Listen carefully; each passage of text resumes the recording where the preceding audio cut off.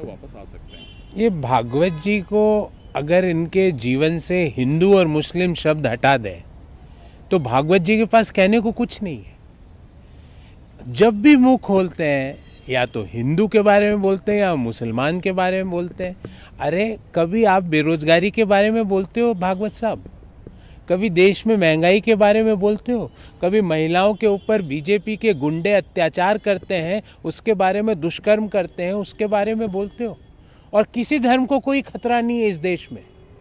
वो कह रहे हैं मुसलमान, मैं कह रहा हूँ किसी धर्म को कोई खतरा नहीं है, क्योंकि ये देश ऐसा देश है, इस मिट्टी में इतनी ताकत है जो सारे धर्मों को संजो के आगे बढ़ने की बात करती है। पर ये ऐसे लोग जब भी बोलेंगे हिंदू मुसलमान, ये दो शब्द इनके जीवन से हट जाए ना, आरएसएस ध्वस्त हो जाए, कुछ है ही नहीं बोलने को।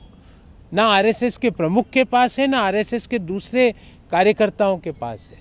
तो आप कभी देश में व्यापक बेरोजगारी की बात करो, देश में व्यापक महंगाई की बात करो, देश के लोगों की क्वालिटी ऑफ लाइफ कैसे सुधारी जाए, इस पे बात करो।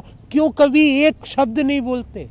समस्याएं ये है। बाकी जहाँ तक धर्मों की बात है, ना तो हिंदू को कोई खतरा है, ना मुसलमान को है, ना सिख को है, ना ईसाई को है, ना बौद्ध को है, ना किसी और जाति को है।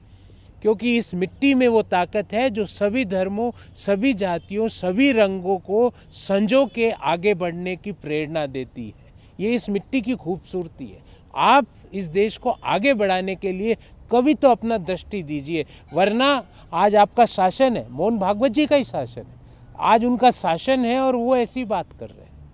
मुझे अपेक्षा थी कि संघ प्रमुख बोलेंगे कि देश की बेरोजगारी कैसे मिटाएं, देश में आईटी रिवॉल्यूशन नेक्स्ट जनरेशन का कैसे लाएं, मेक इन इंडिया जो ध्वस्त हो गई वापस मैन्युफैक्चरिंग को कैसे थ्रस्ट दिया जाए, देश में किसानों की दशा कैसे सुधारें, मजदूरों की दशा कैसे सुधारें, इसके बारे में कभी नहीं बोलते। देश में जो भूखमरी बढ़ रही है उसको कैसे निजात पाएं, देश में जिस तरह से प्रेस को खतरा हो गया उससे कैसे निजात पाएं, दुनिया में सबसे ज़्यादा गरीब लोग आज भारत में आ गए उससे कैसे निजात पाएं, इसके बारे में अपनी दृष्टि क्यों नहीं रखता संघ?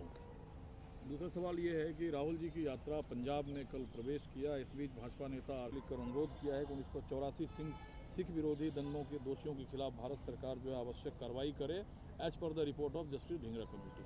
करो ना, हम कब मना करते हैं? करो। आप 8 साल से बैठे हो। ये जिन्होंने पत्र लिखा, इनको ये पत्र आज से 8 साल से भाजपा की सरकार है, 9 साल होने वाले।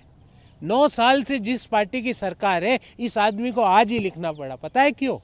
क्योंकि ये व्यक्ति और इसकी सोच घबरा गई। क्योंकि जिस तरह से भारत जोड़ो यात्रा की एंट्री पंजाब में हुई है, उससे ऐसा लग रहा है कि आम आदमी पार्टी, भाजपा तो वहाँ कुछ है ही नहीं, नॉन एग्जिस्टिंग प्लेयर है। भाजपा तो कुछ वहाँ पे मतलब काउंसिलर का चुनाव भी नहीं जीत सकती। तो जो दूसरी भाजपा की जो सब्सिडरी कंपनी है आम आदमी पार्टी, वो भी घबरा गई। और वो जब आम आदमी पार्टी समस्या में आती है तो कवर फायर भाजपा देती है, और जब भाजपा समस्या में आती है तो कवर फायर आम आदमी पार्टी देती है। तो इसलिए घबराओ मत। इस यात्रा का मूल मंत्र ये है, डरो मत, घबराओ मत, नफरत को हराओ, मोहब्बत को जिताओ।